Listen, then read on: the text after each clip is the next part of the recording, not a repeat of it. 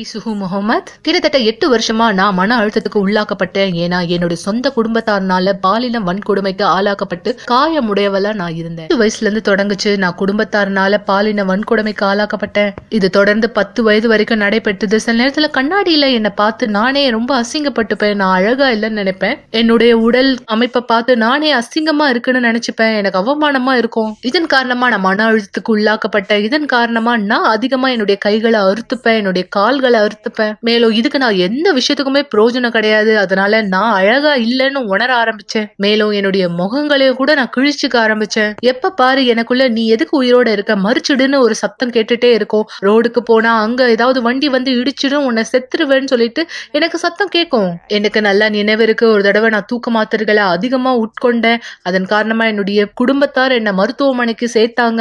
இன்னொரு முறை கெமிக்கல் ஹார்பிக்ங்கிறத நான் குடிச்சிட்டேன். என்னுடைய குடும்பத்தாருக்கு நான் அதிக பிரச்சனைகளை கொடுக்க ஆரம்பிச்சேன். அதன் காரணமா என்னுடைய தந்தை ஆவிக்குரிய மருத்துவர் இடத்துல கூட்டிட்டு போயிருந்தாரு. அதன் மூலமா எனக்கு என்னதான் நடக்குதுங்கிறத தெரிஞ்சுக்கலான்ட்டு நான் ஆவிக்குரிய ரீதியில கஷ்டப்பட்டுட்டு இருந்தேன். ஏன்னா நிழல்களை பார்ப்பேன், சத்தங்கள் எனக்கு கேட்க ஆரம்பிக்கும். நான் காலையில எழுந்திருக்கும் போது என்னுடைய உடல் முழுவதும் கடிச்ச மாதிரி அடையாளங்கள் இருக்கும். இந்த தருணத்துலதான் நான் யூனிவர்சல் ஆலயத்தை என்னுடைய குடும்பத்தார் ஒருத்தர் மூலமா தெரிஞ்சுக்கிட்டேன். அப்போதுல இருந்து நான் ஆலயத்துக்கு தொடர்ந்து வர ஆரம்பிச்சேன். என்னுடைய தாயார் எப்போதாவது வருவாங்க போவாங்க அந்த மாதிரி இருந்தாங்க. ஆனா நான் ஒழுங்கா வந்துட்டு இருந்தேன். ஏன்னா என் வாழ்க்கையில மாற்றம் வேணும்னு நான் எதிர்பார்த்துட்டு இருந்தேன். அந்த வருஷத்துல நான் தொடர் சங்கிலி ஜபம் பண்ண ஆரம்பிச்சேன். என்னுடைய ஜபங்களை செய்ய ஆரம்பிச்சேன். அந்த வருஷத்துல இருந்துதான் நான் உண்மையாவே எல்லாவற்றையும் கவனமா பார்க்க ஆரம்பிச்சேன். ஏன்னா நான் இதுவரைக்கும் கடந்து வந்த அந்த காயத்தினுடைய வலியை என்னால தாங்க முடியல. அந்த தருணம் நான் தேவனிடத்துல பேசினேன். தேவனை எனக்கு உதவி செய்யுங்க, என்னுடைய ஜபத்துக்கு பதில் கொடுங்கன்னு நான் தேவனிடத்துல பேசினேன். நான் குணமாக்கப்பட்டேன். மன அழுத்தத்துல இருந்து விடுதலையாக்கப்பட்டேன். இனிமேலும் எனக்கு தற்கொலை எண்ணங்கள் இல்ல. என்னைய பாலியல் வன்கொடுமை செஞ்ச மக்கள் மீது இனிமேலும் எனக்கு எந்த வெறுப்புணர்ச்சியும் மன்னிக்க முடியாமையும் இல்ல. இன்னைக்கு நான் விடுதலையாக்கப்பட்டிருக்கேன். நான் கடந்து சென்ற எல்லா காரியத்துல இருந்தும் இன்னைக்கு நான் ரொம்ப சந்தோஷமா இருக்கேன். நான் செஞ்ச நல்ல காரியம் என்னன்னா தேவனை பின்பற்றணும்னு தீர்மானிச்சதுதான். என்னுடைய வாழ்க்கையில மிக சிறந்த முடிவானது என்னன்னா மே 2ஆம் தேதி நான் என்னுடைய வாழ்க்கைய தண்ணி ஞானஸ்தானம் மூலமா ஆண்டவருக்கு கொடுத்தேன். இன்னொரு சிறந்த விஷயம் என்னன்னா நான் 2ஆம் தேதி மே மாசம் அபிஷேகம் பண்ணப்பட்டேன். அபிஷேகம் பண்ணப்பட்டதுங்கிறதுக்கான அர்த்தத்தை வார்த்தையினால விளக்கி சொல்லவே முடியாது. இன்னைக்கு என்னுடைய தோற்றமோ குணாதிசயத்தையும் நான் பார்க்கும்போது தேவனுடைய மனுஷியா பாக்குறேன். நான் முன்னோக்கி செல்றேன். என்னையே உற்சாகப்படுத்திக்கிறேன். ஊக்கத்துடன் இருக்கேன். என்னுடைய மாபெரும் நோக்கம் என்னன்னா இன்னும் அதிகமா தேவனை பின்பற்றணும். இன்னும் அதிகமா தேவனை குறித்து மக்களுக்கு சொல்லணும். ஏன்னா தேவன் என்னுடைய வாழ்க்கையை மாத்திருக்காரு. ஒரு அசிங்கத்திலிருந்து அழகானதா மாத்திருக்காரு. தேவனை தேர்ந்தெடுங்க. அவருடைய வழிநடத்தல தேர்ந்தெடுங்க. தேவன் மட்டும்தான் எனக்கு உதவி செஞ்ச பிரகாரமே உங்களுக்கும் உதவி செய்ய முடியும். நான் உங்கள் எல்லோரையும் வரவேற்கிறேன். இந்த அருமையான மாலை நேரம் கவலைப்படுவது நிறுத்த நிகழ்ச்சி பார்த்து கொண்டிருக்கிற எல்லோருக்குமே இன்னும் வாழ்த்துக்கள். யூடியூப் வழியாய், பேஸ்புக் வழியாய், ஜாய் டிவி மூலமா யாரெல்லாம் பார்த்து கொண்டிருக்கிறீங்களோ, மேலும் நண்பர்களே நீங்கள் முதல் தடவையா இந்த நிகழ்ச்சி பார்க்க நேரிட்டு இருந்தால் உங்களுடைய ஜப விண்ணப்பங்களை எங்களுக்கு அனுப்ப விரும்பினால் கீழே உள்ள வாட்ஸ்அப் எண்ணின் மூலமாய் தொடர்பு கொள்ளலாம். அல்லது நீங்கள் தொலைபேசியில் எங்களை தொடர்பு கொள்ளலாம். எங்களுக்கு நீங்கள் செய்தி அனுப்பலாம். கண்டிப்பாய் உங்களுக்காய் ஆலோசனை கொடுக்க ஜெபிக்க நாங்கள் தயாராக. நண்பர்களே, இந்த நேரம் நீங்கள் கேட்ட இந்த சாட்சி மிக சரியாய் நீங்கள் கூர்ந்து கவனித்தீர்களானால் உங்களுக்கு மிக தெளிவாய் தெளிவாய் புரிந்திருக்கும். இந்த உலகத்திலே கெட்டது என்பது எவ்வளவு பரவலாய் காணப்படுகிறது. அதாவது இருள் மாத்திரம், அதாவது ஒளி மாத்திரம் இந்த உலகத்திலே இல்லை, இருளும் உண்டு என்பதுதான் நீங்கள் தெளிவடைய வேண்டிய விஷயம். இயேசு கிறிஸ்து ஒளியா இருக்கிறார். ஆனால் அதே சமயம் அசுத்தம் இருளா இருக்கிறார். அதனுடைய தாக்கம்தான் தற்கொலை எண்ணங்களும், மன பாரங்களும், தூக்கமின்மைகளும், கவலைகளும், துக்கங்களும். ஆனால் ஆண்டவர் சொன்னார், நான் உங்களை தனியே விடவில்லை. அதான் நற்செய்தி. அவர் உங்களை தனியே விடவில்லை. அவர் உங்களுக்காய் தேற்றரவாளரை அனுப்பியிருக்கிறார், பரிசுத்த ஆவியை. யார் ஒருத்தர் ஆவிக்குரிய பிரச்சனையில தங்களை பாதிக்கப்பட்ட ஒருவராய் பார்த்தார்களோ அவர்கள் யூனிவர்சல் ஆலயத்தை கண்டடையக்கூடிய வாய்ப்பு கிடைத்து பரிசுத்த வசனத்தினுடைய விசுவாசத்தினால் ஆண்டவராக இயேசு கிறிஸ்து மீது அதை வெளிப்படுத்தின சமயம் சேவினை கட்டிலிருந்து விடுவிக்கப்பட்டார்கள். சாபத்திலிருந்து விடுவிக்கப்பட்டார். தீர்வே இல்லை, எங்கும் வழியே இல்லை என்ற ஒரு நிலைமையில இருந்தவர்கள் எல்லாம் வாழ்க்கை கடைசி கட்டம், அதாவது சாவை தவிர வேறு இல்லை என்ற மனநிலையில் இருந்தவர்கள் புத்தம் புது வாழ்க்கை பெற்றது உண்மை. இந்த சாட்சி நான் உங்களுக்கு முன்வைக்க விரும்புகிறேன். நீங்கள் யார் எங்களை ஒருவேளை பார்த்துட்டு இருக்கீங்க, வழியே இல்லை என்று சொல்லப்பட்டதா? நான் உங்களுக்கு சொல்லுகிறேன், வழி உண்டு. உங்கள் சூழ்நிலை மாற முடியும். என் பேர் வந்து சரவணன் சார். வயசு வந்து 43. அதாவது நான் யூனிவர்சல் ஆளு எதுக்கு முதல்ல வந்தேன்னா, எனக்கு வந்து எப்போ பார்த்தாலும் தற்கொலை எண்ணங்கள் வந்துக்கிட்டே இருக்கும். அப்புறம் தூக்கமே இருக்காது, இரவனும் தூக்கம் இருக்காது, பகலையும் தூக்கம் இருக்காது, ஒரு நிம்மதியே இருக்காது. எப்பவுமே என்னை யாரோ ஒருத்தர் பயமுறுத்துற மாதிரியே இருக்கும். எனக்குள்ள ஒரு திகில் இருந்துகிட்டே இருக்கும். அதாவது ஒரு 10 வருஷத்துக்கு முன்னாடி திடீர்னு எனக்குள்ளாக ஒரு ஏதோ ஒன்று நுழைந்த மாதிரி இருந்தது. நல்லா ஞாபகம் இருக்கு. அது நுழைந்த அன்னைக்கே எனக்கு வந்து இரவு தூக்கமே கிடையாது. சரி, நார்மலாக நம்ம என்னைக்காவது ஒன்றா தூங்காம இருந்து விட்டுட்டேன். காரணமே இல்லாமல் தற்கொலை எண்ணங்கள், ஏதாவது பண்ணிக்கணும், இந்த உலகத்தை வாழவே கூடாது, எந்த காரணமும் இல்லாமல் ஒரு தற்கொலை எண்ணங்கள் என்னை மிரட்டிக்கிட்டே இருக்கும். என் சிந்தனைக்குள்ள ஏதோ ஒன்று பேசுற மாதிரி இருக்கும், எனக்குள்ளாக ஏதோ ஒன்று என்னை இயக்குற மாதிரி இருக்கும். எனக்கு விஷயமும் புரியாது. ஒருவேளை நமக்கு தான் இது மாதிரி தோணுதா? அப்போ ஃப்ரெண்ட்ஸ் சர்க்கிளில் கேட்பேன், இன்னும் இது மாதிரிலாம் சொல்கிறேன், நல்ல டாக்டரை பாரு, நல்ல சைக்காட்ரிஸ்ட் பாரு. அப்புறம் நான் வீட்டில் சொன்னேன்னா என்ன சில டாக்டர்கிட்ட கூட்டு போனாங்க. அவங்க செக் பண்ணிட்டு ஒன்றும் இல்லை, நார்மல், ஒரு தூக்கம் இல்லாமல் இருக்காரு, அதனால ஸ்ட்ரெஸ்ஸாக இருக்கணும், டேப்லெட் கொடுப்பாங்க. ஆனால் எந்த டேப்லெட் போட்டாலும் எனக்கு தூக்கமே வராது.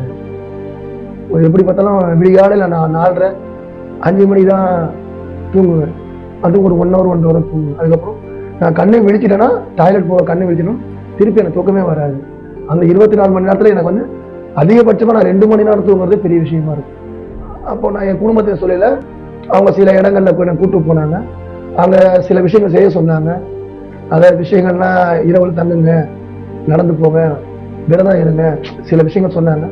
சரி, யார் என்ன சொன்னாலும் நமக்கு ரிலீஃப் கிடைக்கணும்னு நான் செஞ்சேன். ஆனால் எனக்கு 1% கூட அதில் எந்த ரிலீஃபும் கிடையாது.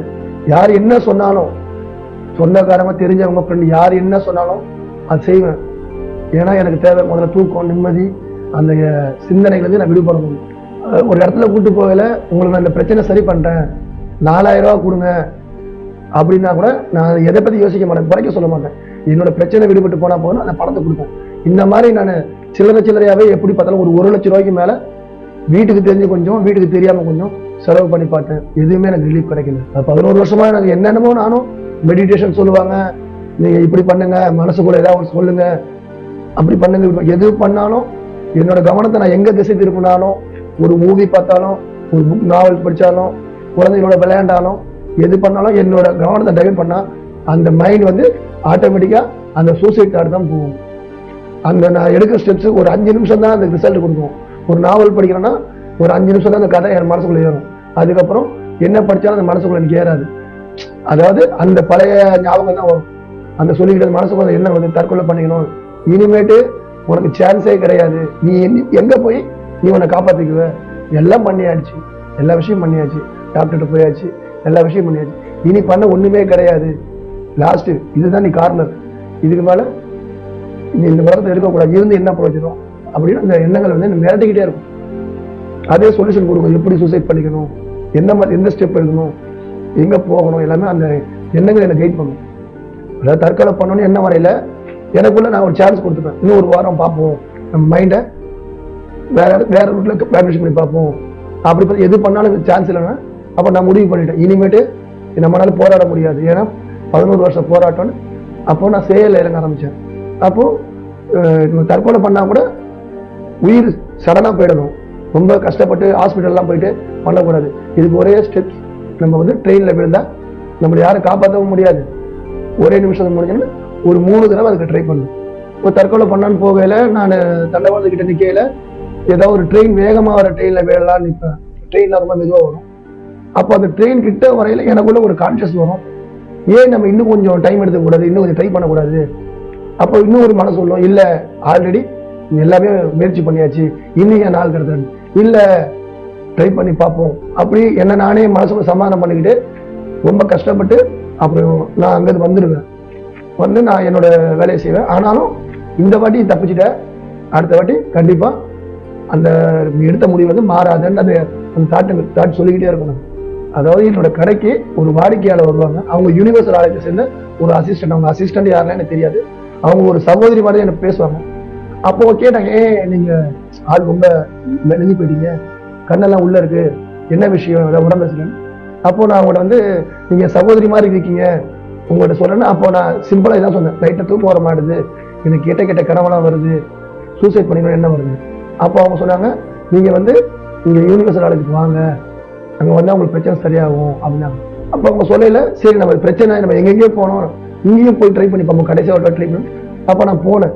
போகையில இந்த மாதிரி இப்போ ஃபர்ஸ்ட் மீட்டிங்ல இருக்கையில நீங்க எங்க இருந்து வாங்கி கேட்டாங்க, நீங்க இந்த வர இந்த பிரச்சனை. அப்போ அவங்க சொன்னாங்க, சரி தொடர்ச்சியா வாங்க, விசுவாசமா வாங்க, உங்க பிரச்சனை விடுதலை ஆயிடுறாங்க. அப்ப நான் தொடர்ச்சியா போக ஆரம்பிச்சேன். எனக்குள்ள ஒரு நம்பிக்கை, சரி எவ்வளவோ செலவு பண்ணோம், இது வந்து நம்ம ஒரு முயற்சி தானே, இதையும் பண்ணி பார்க்கணும்.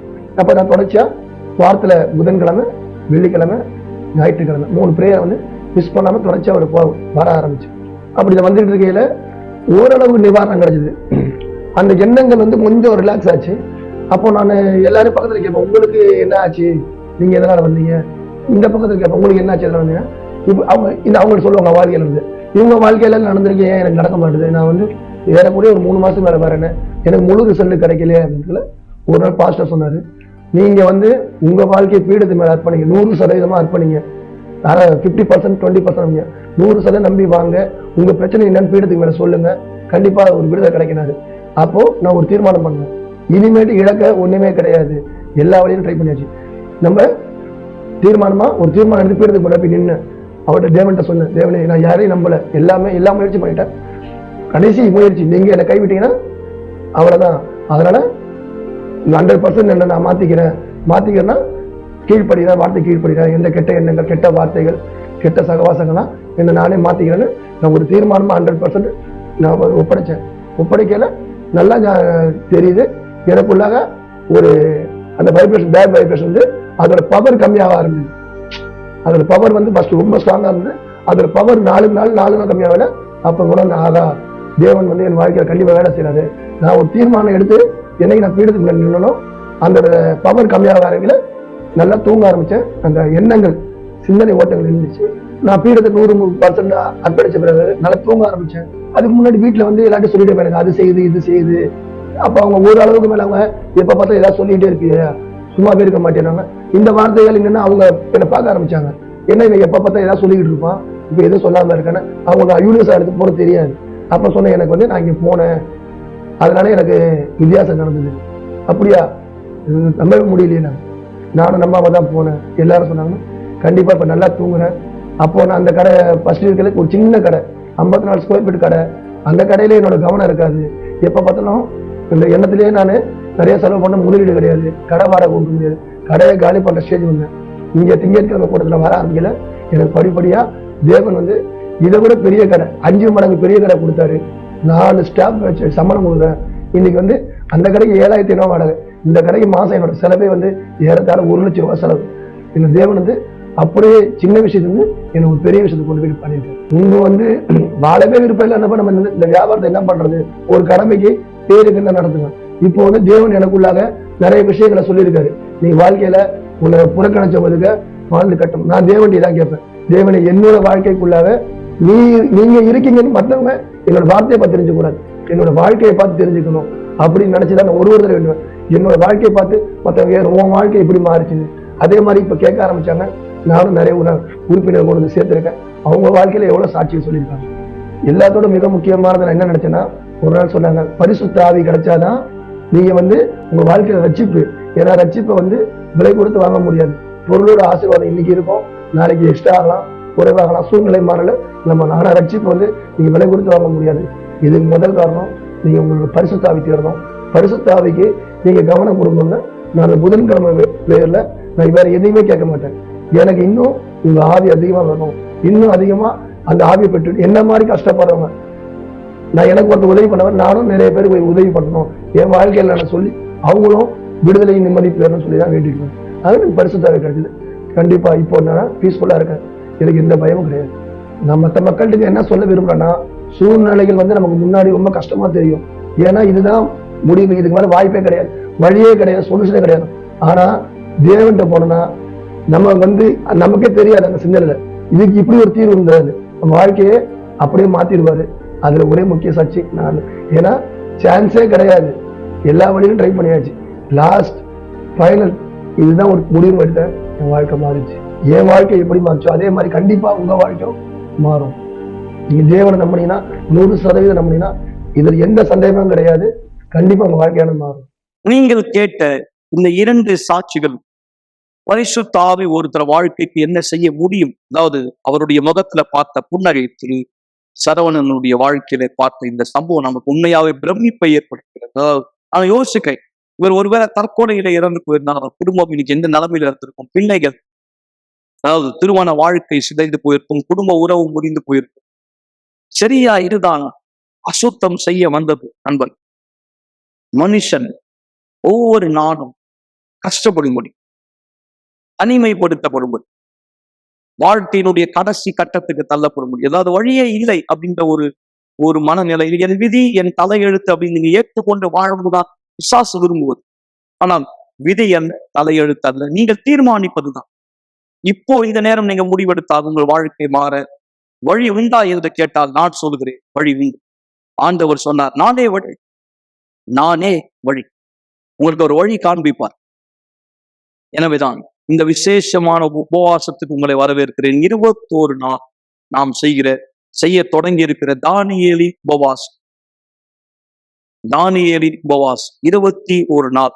நாம் இன்றைக்கு 5வது நாளிலே வந்திருக்கிறோம். நீங்கள் இதை குறித்த விளக்கத்தை பெற்றுக்கொள்ள விரும்பினால் உடனே எங்களை தொடர்பு கொள்ளுங்கள். எங்கே இது தொடங்கியது, யார் முதலாவது இதை பெற்றது என்ற ஒரு சிறு விளக்கத்தின் வீடியோ நீங்க பார்க்கும்படி விரும்புகிறீர்கள். தொடர்ந்து நாம் நிகழ்ச்சியிலே இணைந்திருக்கலாம்.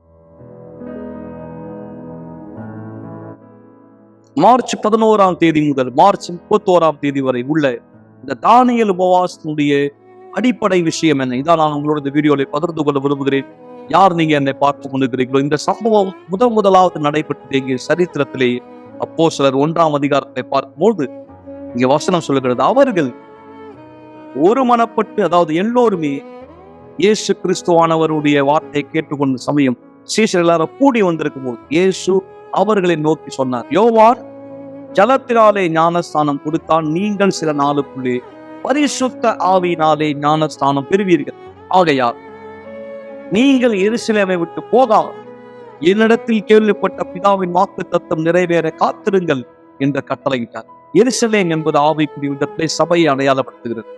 இன்னைக்கு அநேக மக்கள் சபையில கூட்டங்களுக்கு வருவதை தவறு விடுவது, ஜபங்கள்ல கவனம் சிதைவடைவதை, விசுவாசத்திலே பின்வாங்குவதை, விடாமுயற்சியில சோர்ந்து போவதை பார்க்கிறோம். காரணம் என்ன தெரியுமா?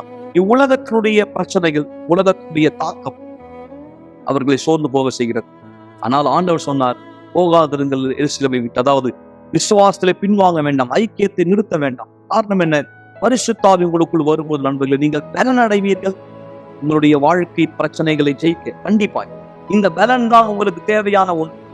உங்களுடைய ஒவ்வொரு நாள் போராட்டங்களை மீண்டு வர விசுவாசத்தை காத்துக்கொள்ள நீங்கள் எனக்கு பின்னே பார்க்கிற இந்த இடம் மிக சரியாய் சீஷர்கள் ஒன்று கூடின இடம். இங்கே அப்படியாய் சொல்லப்பட்டிருக்கிறது. இந்த 500 பேருக்கு ஆண்டவராக இயேசு இந்த வார்த்தை சொன்னார். ஆனால் 120 பேர் தான் அந்த குறிப்பிட்ட நாளிலே ஒருமனப்பட்டு ஒரு இடத்திலே கூடி வந்தார்கள். இங்கே பார்க்கும்போது 2ஆம் அதிகாரம் அப்போஸ்தலர் பெந்தெகோஸ்தே என்னும் நாள் வந்தபோது அவர்கள் எல்லாரும் 120 பேர் ஒருமனப்பட்ட ஒரு இடத்திலே கூடி வந்திருந்தார்.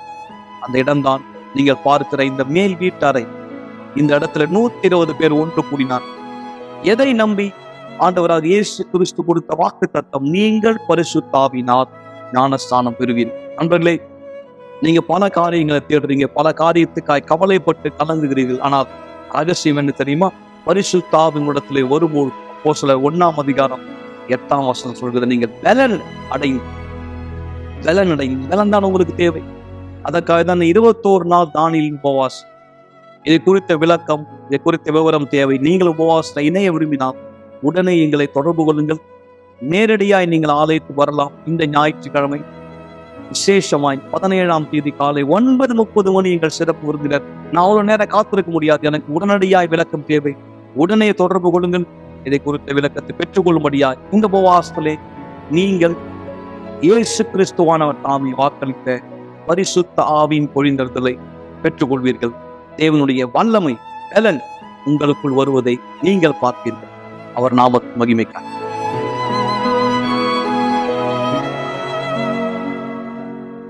இந்த உபவாசத்திலே எப்படி ஒருத்தர் கலந்து கொள்ளலாம்? அதற்கு ஏதாவது தனிப்பட்ட விசேஷமான காரியங்கள் தேவையா? இல்லை, வெறும் விருப்பம் தேவை. விருப்பம், உங்களுக்குள்ள அந்த ஆர்வம் இருந்தால், எனக்குள் என் சரீரத்துக்குள் இயேசுவினுடைய ஆவி தேவை. அதாவது இந்த பலம் எனக்குள் வர வேண்டும். அந்த பரிசுத்த ஆவி ஒருத்தருக்குள் வரும்போது வசனம் சொல்கிறது, அவர் பலன் அடைகிறார். பிரச்சனைகளை எதிர்கொள்கிற பலன், சூழ்நிலைகளை எதிர்கொள்கிற பலன். இனி வாழ்க்கையை பார்த்து, அதாவது பிரச்சனையை பார்த்து ஓடக்கூடிய ஒருவராய், பிரச்சனையை எதிர்த்து ஜெயிக்கிற ஒருவராய் மாறுகிறார். இந்த இளம் பெற்ற பரிசுத்த ஆவி அவரை ஆட்கொண்ட பிற்பாடு அவர் வாழ்க்கை உள்ளும் புறம்பும் மாற்றம் அடைந்த இந்த சாட்சியை நீங்கள் பார்க்கும்படி நான் விரும்புகிறேன். ஒரு டம்ளர் தண்ணீர் ஆயத்தப்படுத்திக் கொள்ளுங்கள். இந்த சாட்சியின் பிற்பாடு நாம் ஜெபத்திலே ஒன்றிணைய போகிறோம். என்னோட பேர் ஷர்மிளா. நான் ஆலயத்துக்கு வரும்பொழுது என்னோட வாழ்க்கை அழிக்கப்பட்ட நிலைமையில இருந்தது. அதாவது ஒவ்வொரு நாளும் எங்கள் அப்பா அம்மாவோட சண்டை. தினமும் எங்கள் அப்பா குடிச்சிட்டு எங்கள் அம்மாவோட சண்டை போடுவார், அவங்கள அடிப்பார், காயப்படுத்துவார். தினம் இதை பார்க்கும்பொழுது எனக்கு ஏன் வாழணுன்ற விரக்தியாக இருக்கும். எனக்கு அந்த பிரச்சனையை எப்படி சரி பண்ணணும்னு தெரியாது. ஆனால் அதை பார்த்து நான் ஒவ்வொரு நாளும் அழுவேன். எங்கள் அப்பாவை போய் தடுத்து நிறுத்த கூட எனக்கு தைரியம் கிடையாது. ஏன்னா அவரை பார்த்தா எனக்கு பயம், என்னையும் அவர் அடிப்பார் அப்படின்னு சொல்லிட்டு. அதனால ஸ்கூலுக்கு போவேன். ஸ்கூலுக்கு போனாலும் எல்லாரும் சந்தோஷமா இருப்பாங்க, ஆனா நான் மட்டும் சோகமா இருப்பேன். ஏன்னா டெய்லி நடக்கிற பிரச்சனை பார்த்து பார்த்து நான் பயந்து போயிருப்பேன். அதனால என்னால சரியா படிக்க முடியாது. எல்லா நேரத்துலயும் என்னோட சிந்தனையில வீட்டுல இருக்கிற பிரச்சனைகள் தான் ஓடிட்டு இருக்கும். என்னால படிக்க முடியாது, மற்ற பசங்களோட சகஜமா பேச முடியாது, விளையாட முடியாது. அதே போல ஸ்கூல் முடிஞ்சிச்சு அப்படின்னாலே எனக்கு ரொம்ப பயமா இருக்கும். ஏன்னா நான் மறுபடியும் வீட்டுக்கு போகணுன்றதுனால ரோட்ல நடந்து வரும்போதெல்லாம் இன்னைக்கு ஏதாவது சண்டை நடந்திருக்குமா அப்படின்ற ஒரு எண்ணம் தான் எனக்குள்ள ஓடிட்டே இருக்கும். இன்னைக்கு நம்ம இறந்துட்டா நல்லா இருக்குமே, இதோட அந்த பிரச்சனையை நம்ம பார்க்க வேணாம், அப்படிதான் நான் யோசிச்சுட்டே வருவேன். ஏதாவது வண்டி வந்தது அப்படின்னா அதுல போய் நம்ம இறந்துடலாம், விழுந்துடலாம், அப்படிதான் எனக்கு யோசனையாவே இருக்கும். இதே போலதான் என்னோட வாழ்க்கை போயிட்டு இருந்தது. என்னால காலேஜ் படிக்கிற வரையிலுமே என்னால சரியா படிக்க முடியாது. ஏன்னா அப்போ வரையிலும் ஸ்கூல் தொடங்கி காலேஜ் படிக்கிற வரையிலுமே வீட்டுல சண்டை சண்டை சண்டை, என்னால படிக்கவே முடியாது. ஆனா அப்பா படிக்கல, மார்க் எடுக்கலன்னா மட்டும் அடிப்பாரு. என்னால வாயத்தை சொல்லக்கூட முடியாது, உங்களால தான் என்னால படிக்க முடியல அப்படின்னு சொல்லிட்டு. அதுக்கப்புறம் வயசான பிறகு காலேஜ் முடிச்சுட்டதுக்கு அப்புறமா என்னோட 2 தம்பிங்க, அவங்களும் இந்த பிரச்சனையினால போதை பழக்கத்துக்கு அடிமை ஆயிட்டாங்க. அவங்களால இந்த பிரச்சனையை எப்படி ஜெயிக்கணும்னு தெரியாம ஒரு பிரச்சனையா இருந்தது எனக்கு பெரிய பிரச்சனையா மாறிடுச்சு. 3 பேரால வீட்டுல பிரச்சனை. என்னாலையும் எங்க அம்மாவாலையும் இந்த பிரச்சனைகளை ஒவ்வொரு நாளும் சமாளிக்கவே முடியாது. கஷ்டமா இருக்கும். டெய்லி நாங்க அழுவோம், இறந்துடலாமா, ஏதாவது பாய்சன் சாப்பிட்டுடலாமா, இப்படிதான் நாங்க யோசிச்சுட்டே இருப்போம். அதுக்கு அந்த ஒரு நேரத்துலதான் நாங்க ஆலயத்தை, யூனிவர்சல் ஆலயத்தை பத்தி நான் தெரிஞ்சுக்கிட்டேன். எனக்கு எங்க அம்மா கூட்டிட்டு வந்தாங்க. முதல் முறை நான் ஆலயத்துக்கு வந்த போது அங்க பேசின செய்திகள் வித்தியாசமா இருந்தது. அதை கேட்கும் பொழுது எனக்குள்ள ஒரு உறுதி இருந்துச்சு, நம்ம வாழ்க்கையும் அப்ப மாற முடியும் அப்படின்ற ஒரு சின்ன நம்பிக்கை எனக்குள்ளாக வந்துச்சு. அதுக்கப்புறமா நானும் எங்க அம்மா தொடர்ந்து வர ஆரம்பிச்சோம். அங்க கொடுக்குற செய்திகளை நான் கேட்பேன். ஆனாலும் பிரச்சனைகளை நான் கடந்து போயிட்டு தான் இருந்தேன். ஆனா கொஞ்சம் கொஞ்சமா எனக்குள்ள ஒரு தைரியம் வர ஆரம்பிச்சுது, நம்மளால எல்லாத்தையும் ஃபேஸ் பண்ண முடியும் அப்படின்னு. அதுக்கப்புறமா நான் பரிசுத்த ஆவியை பத்தி தெரிஞ்சுக்கிட்டேன். நான் பரிசுத்த ஆவியை பத்தி தெரிஞ்சுக்கின பிற்பாடு நான் புரிஞ்சுக்கிட்டேன், எனக்குள்ள இருக்கிற விஷயங்களை நான் எடுக்கணும், எனக்குள்ள இருக்கிற கோவத்தை நான் எடுக்கணும். ஏன்னா எங்க அப்பா மேல எனக்கு ரொம்ப கோவமா இருந்தது.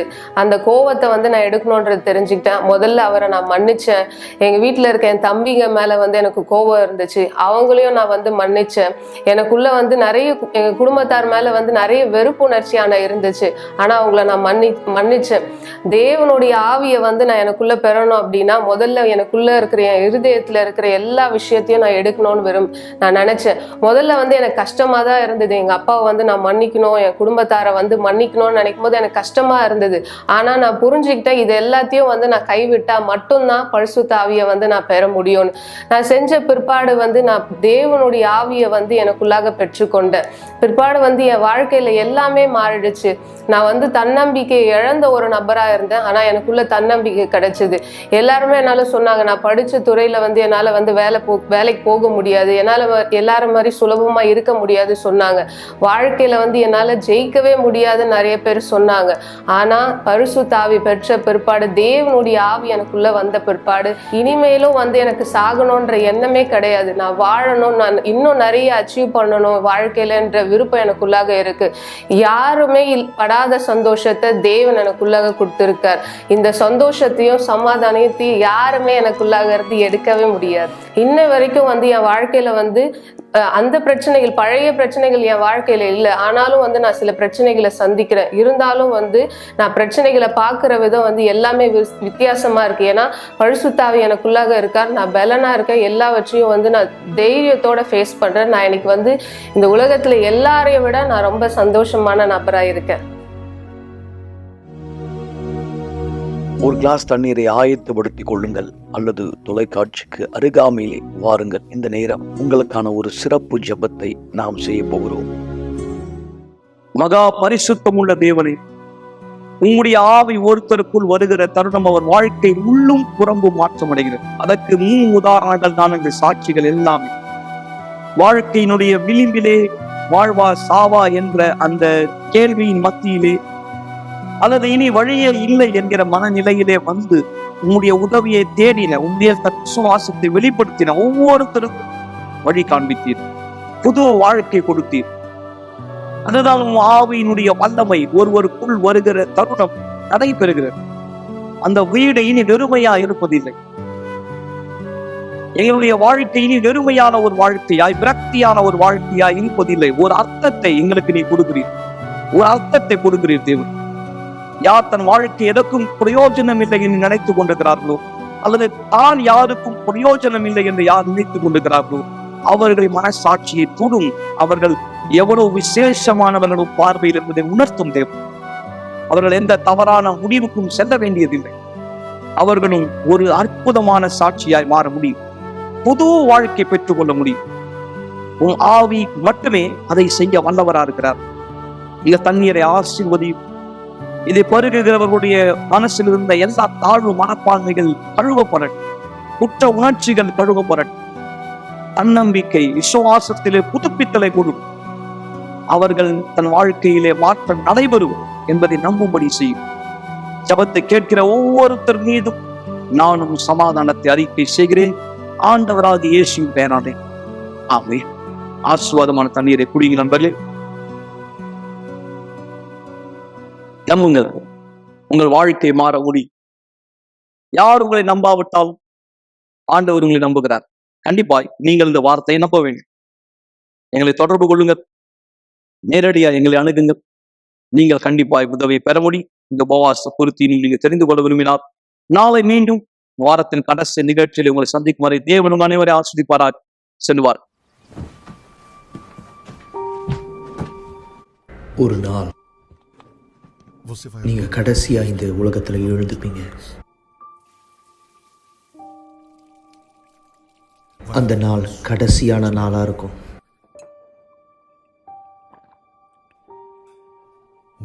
கடைசியா ஒரு முறை நீங்க காலை உணவை சாப்பிடுவீங்க.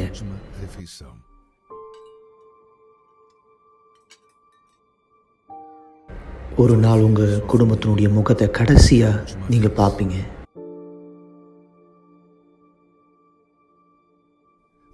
உங்களுடைய கடைசியான வார்த்தையை சொல்லுவீங்க. உங்களுடைய கண்கள் கடைசியா ஒரு முறை சிமிட்டும்.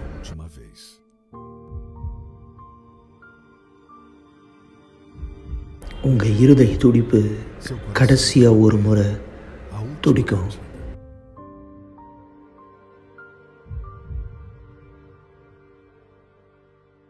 நீங்க கடைசியா ஒரு முறை மூச்சை இழுத்து விடுவீங்க.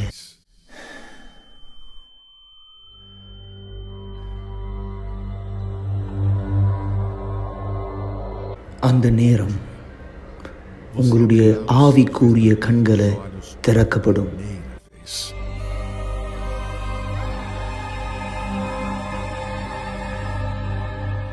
அந்த நேரத்தில் நீங்க புரிஞ்சுப்பீங்க எந்த அளவுக்கு உங்களுடைய ஆத்மா உண்மையானது அப்படின்னு.